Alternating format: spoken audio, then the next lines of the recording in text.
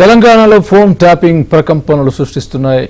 ఈ కేసులో కీలక పరిణామాలు వెలుగు చూస్తున్నాయి. ఈ క్రమంలో 3 సర్వర్లు 5 మినీ డివైజెస్ తో పాటు హార్డ్ డిస్క్లను సిట్ స్వాధీనం చేసుకుంది. ఇన్నోవేషన్ ల్యాబ్ చైర్మన్ రవికుమార్ ఇల్లు కార్యాలయంలో సోదాలు చేశారు. అలాగే బెంగళూరు, హైదరాబాద్ కార్యాలయాల్లో సిట్ అధికారులు సోదాలు నిర్వహించారు. ఇక ఈ కేసులో ఇప్పటికే 4 అధికారులను అరెస్ట్ చేసి జైలుకు పంపించారు పోలీసులు.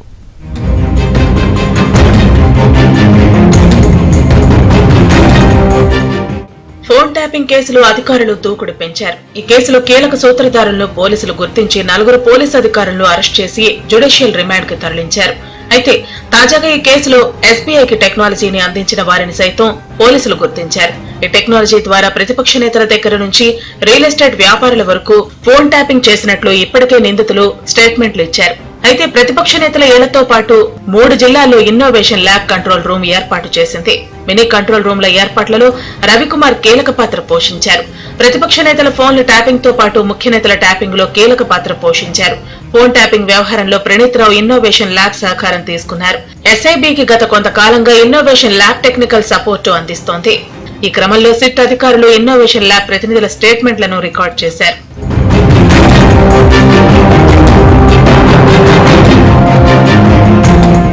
ఫోన్ ట్యాపింగ్ కేసులో మాజీ సీఎం బీఆర్ఎస్ చీఫ్ కేసీఆర్ పేరు వెలుగులోకి వచ్చింది. స్పెషల్ ఇంటెలిజెన్స్ బ్రాంచ్ కేంద్రంగా సాగిన ఫోన్ ట్యాపింగ్ వ్యవహారంలో కేసీఆర్, ఆయన కుటుంబ సభ్యులు, పార్టీలో ఆయన సన్నిహితుల వ్యవహారాలను చక్కబెట్టేందుకే తామంతా కలిసి పనిచేశామని టాస్క్ ఫోర్స్ మాజీ డీసీపీ రాధాకిషన్ రావు పోలీసులకు ఇచ్చిన వాంగ్మూలంలో ఉంది. ఫోన్ ట్యాపింగ్ ద్వారా ప్రణీత్ కుమార్ అందించే వివరాలతో కేసీఆర్ రాజకీయ ప్రత్యర్థులను వారికి ఆర్థిక సాయం అందించేవారని బెదిరించి లొంగదీసుకునేవారమని, సివిల్ తగాదాల్లో సెటిల్మెంట్ చేసేవారమని, ఎన్నికల్లో వారి నగదు తరలింపును అడ్డుకునేవారమని పోలీసుల విచారణలో వెల్లడించారు. ప్రతిపక్ష పార్టీలకు చెందిన నగదును ఒకవైపు అడ్డుకుంటూనే మరోవైపు బీఆర్ఎస్ పార్టీకి చెందిన డబ్బు రవాణాకు సహకరించేవారమని తెలిపారు. గత నెల 3 నుంచి 10వ తేదీ వరకు దర్యాప్తు అధికారులు రాధాకిషన్ ను కస్టడీలోకి తీసుకుని విచారించిన సమయంలో ఈ విషయాలు వెలుగులోకి చూశాయి. ఆ క్రమంలో గత నెల 9వ తేదీన సేకరించిన వాంగ్మూలంలో రాధాకిషన్ పలుమార్లు అప్పటి సీఎం కేసీఆర్ పేరును ప్రస్తావించారు.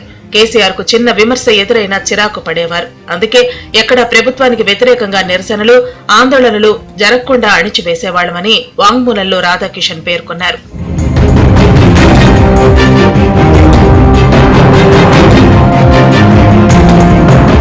ఈ కేసులో తాజాగా ప్రధాన నిందితుడిగా భావిస్తున్న ఎస్ఐబి మాజీ చీఫ్ ప్రభాకర్ రావుతో పాటు ఐన్యూస్ ఎండీ శ్రవణ్ కుమార్లపై నాన్ బెయిలబుల్ వారెంట్ జారీ చేసింది నాంపల్లి కోర్టు.